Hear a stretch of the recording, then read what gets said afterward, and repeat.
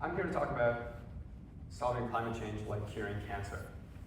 So as you look at this title, you probably fit into three buckets of people in the audience today. The first bucket of people, you're interested in learning about climate change, since we are in the energy track after all. The second bucket of people, you're interested in hearing more about how we can cure cancer. But most of you probably fit into this third bucket. And what you're wondering is how in the world do these two topics, climate change and cancer, even connect? So I know it may seem like a stretch right now, but if you just trust me, you'll see that there's a lot to be learned from the problem of cancer that can be applied to solving the problem of climate change. So what I'm going to do is we're going to do a quick run-through of the problem of cancer, then look at the parallels between cancer and climate change and how those parallels are actually informing why I'm deciding to work on this project, creating the next generation of renewable diesel. So I'm sure all of you are really familiar with how big of a problem cancer is. It's the second leading cause of death in the world. But what most people don't know is that we already have the cure to cancer today. It just depends on what stage you're diagnosed in. For almost every type of cancer, if you're diagnosed and treated in stage 1, you have a near 100% survival rate. That drops down to ridiculously small percentages in later stages. This is a graph from UK statistics that shows the 5-year survival rates based on prostate, breast, and colon cancer. So for prostate cancer, if you're diagnosed and treated in stage 1, you have a near 100% survival rate. That drops all the way down to 47% if in stage 4. And it even gets as bad at going from 92% down to 9% for colon cancer. So what this graph shows us is that we actually do have the cure today. It just depends. If we define curing cancer as preventing people from dying from it, instead of strictly being able to cure stage 4 cancers. So what this means is better diagnosis technologies would be just as good a solution as finding new forms of treatment. And if we accept this to be true, then it makes sense for us to be investing to a very large degree into early diagnosis technologies. But that's not what we're doing. We're investing 3 times as much money into finding new forms of treatment as we are into early diagnosis technologies. And a 3-to-1 ratio is a lot of money when we're talking about a $7 billion annual US cancer research investment. And what I've realized is that solving climate change is a lot like curing cancer. We see this huge disproportion in investment going towards electrification the same way versus carbon sequestration. The same way in cancer, there's a lot of money going towards treatment versus diagnosis. So if you're trying to solve climate change, there are 2 strategies to do it. The first is preventing CO2 emissions from going into the air, and that's usually done through the strategy of electrification. And the second is removing CO2 emissions from the air and either storing them or doing something with them, which is carbon sequestration and utilization. And these are both equally viable solutions, but we see this huge disproportion just like in cancer. I mean, just look at this graph. Doesn't it look exactly like the cancer one? Well, actually, it's way worse. We're investing 50 times as much into electrification as we are into carbon sequestration. And this ridiculous disproportion is reflected in the amount of progress that we're making in each of these areas. So on the cancer front, more money in treatment has led to developments in chemotherapy, radiology, and precision surgery. And even though there's been less money going towards diagnostics, we still started to, because of this more even 3-to-1 ratio in the investment, we started to see progress in this field as well, such as liquid biopsies, which are new technology that allows companies to detect tumor DNA in your bloodstream and let you know that you have cancer before you feel any symptoms. And on the climate side, I mean, everyone knows here what the story of more money towards electrification has led to. It's led to a 90% decrease in the cost of solar panels, 97% cost per kilowatt hour decrease for lithium-ion batteries, and of course, Teslas. But when we look towards carbon sequestration, the best technology that we have today is giant fans that absorb CO2 and try and put it into the ground. No, seriously. That's what a 1/50th investment leads you to. So why does it matter that we're not making any progress towards carbon sequestration? I'll tell you the reason it matters. The reason it matters is because there are certain industries that are a lot more difficult to electrify, in which carbon sequestration makes for a much better solution.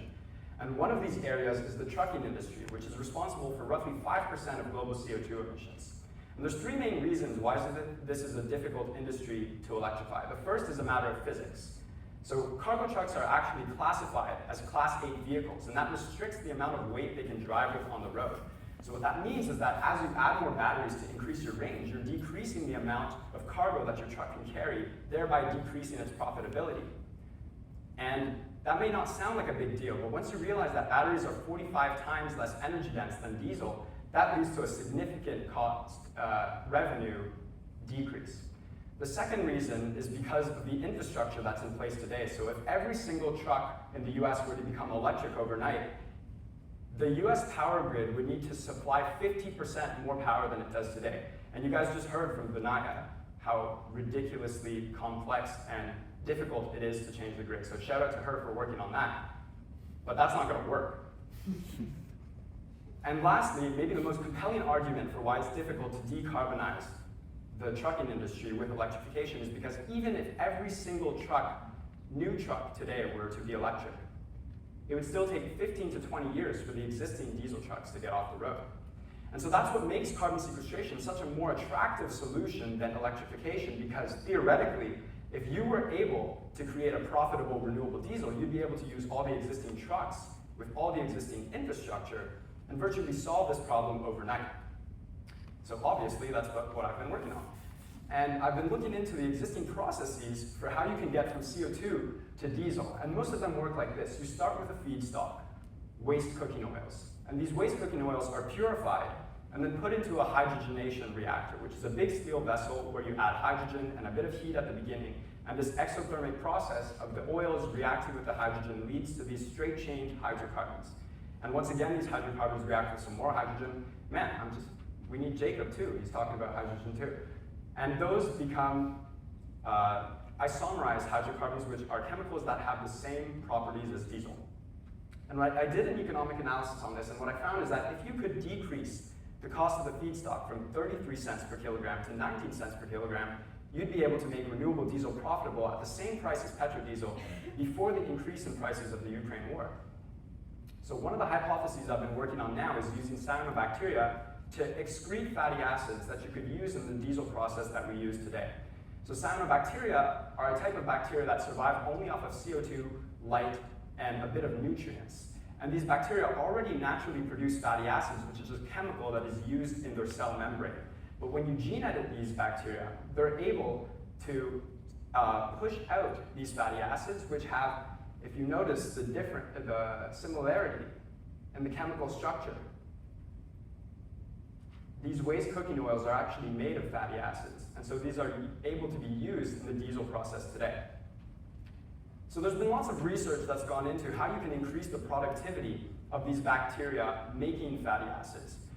But what there's not been a lot of work being done on is how to decrease the cost of actually growing these bacteria, which is what you need in order to decrease the cost of your feedstock, the dollars per kilogram.